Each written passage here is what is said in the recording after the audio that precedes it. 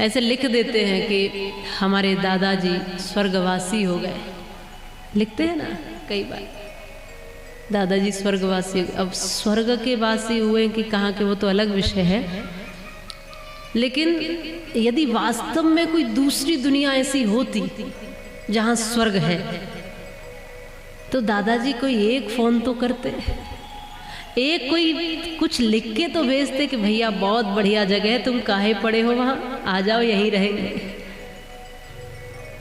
कोई ऐसी जगह होती।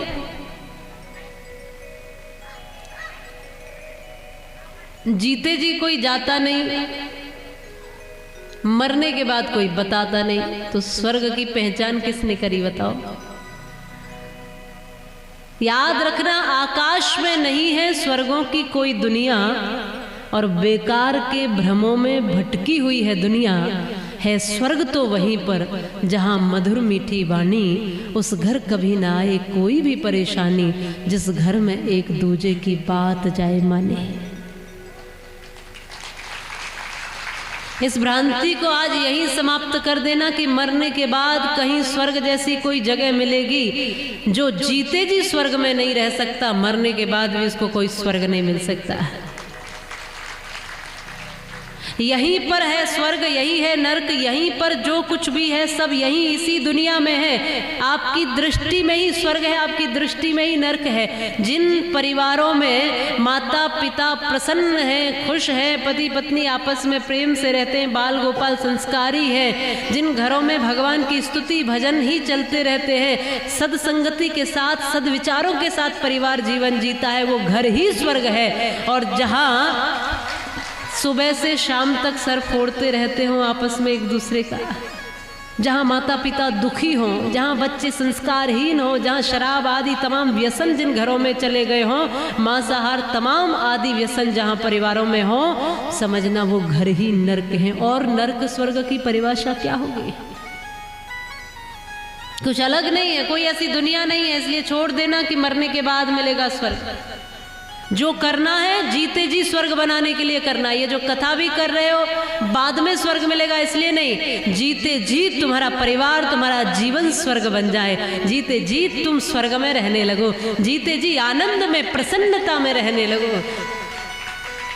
इसके लिए ये कथा है। बाद का किसने देखा? कोई और होंगे महाराज जो बाद का बताते होंगे, मुझे तो पता नहीं। हम तो जीवन की बात करते, मृत्यु के बाद की बात नहीं करते, क्योंकि हमें पता ही नहीं। जो है उसको देखिए, आओ सजा ले आज को, कल का पता नहीं, और कल को तो छोड़िए जनाब, पल का पता नहीं। आज को आज बेहतर करिए, तुरंत के तुरंत आपको फल मिलता है, ज़्यादा रुकना भी नहीं पड़ता।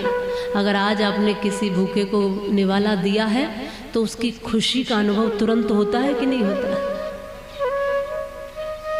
तुम सेवा देखने लगो ना तो सेवा तुम्हें आसपास ही दिखाई देंगे। किसी के पाँव में चप्पल ना हो, पहनाकर देखना। कोई भूखा बैठा हो उसको खिलाकर देखना। उसकी खुशी में तुम्हारी आत्म तृप्ति छुपी होगी।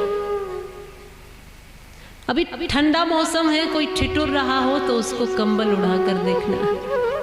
तुम्हें लगेगा कि इतना कमाया हुआ एक तरफ और ये थोड़ा सा दिया हुआ एक तरफ। इतना कमा के जो तुमने इकट्ठा करके तिजोरी में रखा, वो जो तुम्हें खुशी नहीं देगा, उतना वो थोड़ा सा किसी ठिठुरे ठंडे में, भूख में, प्यास में, किसी असहाय की मदद करके आपने जो इतना सा लगा दिया ना, आपको वो तृप्ति और वो खुशी देगा कि आपको लगेगा कि जीवन यही है।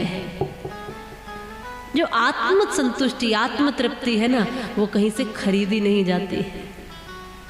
बाकी सब साधन खरीदे जा सकते, सब कुछ खरीदा जा सकता है, पर जो आनंद है, जो संतुष्टि है, जो संतोष है, जो शांति है, वो तो बस प्रकट ही की जाती है, अनुभव की जाती है।